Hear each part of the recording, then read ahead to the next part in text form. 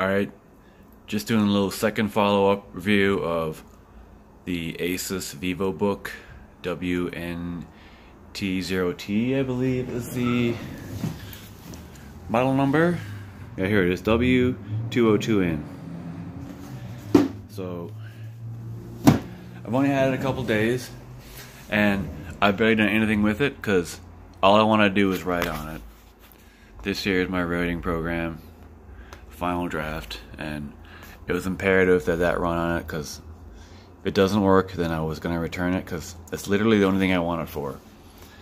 But I like it so far. It's bigger than my old one. Actually, my old Aspire is right here.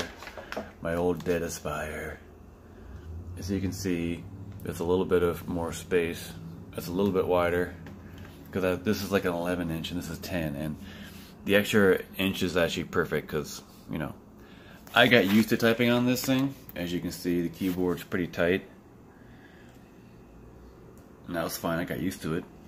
This one's a little bit looser, and the buttons are a little higher, like just a little bit higher, more raised, which I like that.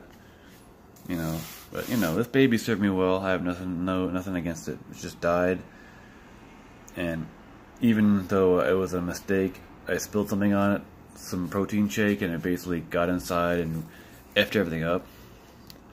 I mean, I could probably still get it fixed, but it was really slow anyways, and I just wasn't caring about it that much, so I had no problem upgrading.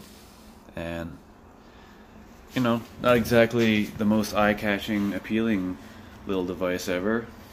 Like, you know, very basic, but it has a nice rubberized grip right here, which gives it a little bit of a, it can handle a bit of a knock around feel. Not that I ever want to knock it around or anything, but you know, as long as it runs my Final Draft, then that's all I care about. I haven't barely even tried to surf the net with it yet. Although one thing that bugged me immediately was right out of the box, because it runs Windows 10 S, aka S for shit, because it runs nothing. Because yeah, that's BS, but it ran 10S, and apparently that you can't, on the version that it was on, you can't run anything that's not in the Microsoft Store, any app or program, right? And I had to get FG, had to get my Final Draft, so I was like, it's not installing, and if I don't figure this out, I'm going to return it. But all I had to do was let this thing run an auto update that I needed to run, and after that ran, I didn't realize that basically all I had to do was reset it. Like, once I reset the computer, restarted the computer, it allowed me to open up the option. It's an option that you need to go into the store or something and switch over, but it's super easy because at first I'm like looking around like, alright, maybe I can just get a crack to unlock the pro version of it or whatever, and they didn't work. And then I was like, I don't want to buy a pro version or a key, because those could be like $200 to $300. Don't want to do that. But yeah, all I had to do was reset it after it updated, and it gave me the option to just switch over for free to, I don't know, I guess the same thing, but it lets you run other programs outside of, you know, what's in the store. You know, but really, I've hardly done anything with it. Like, you know, all this stuff here, these apps, whatever, could care less about it. I really could. And also, it makes you run Microsoft Edge at first until you can upgrade, or sorry, an upgrade, just update it. Yeah, so if you buy one of these out of the box, like, make sure you let it update first and then restart it, and then you can basically use it for how you want to, if you need to, or unless you don't care. But mine had to run this program, absolutely imperative, because this is the only reason why I bought this, for writing easily on the go. And it's light and it fits in my bag.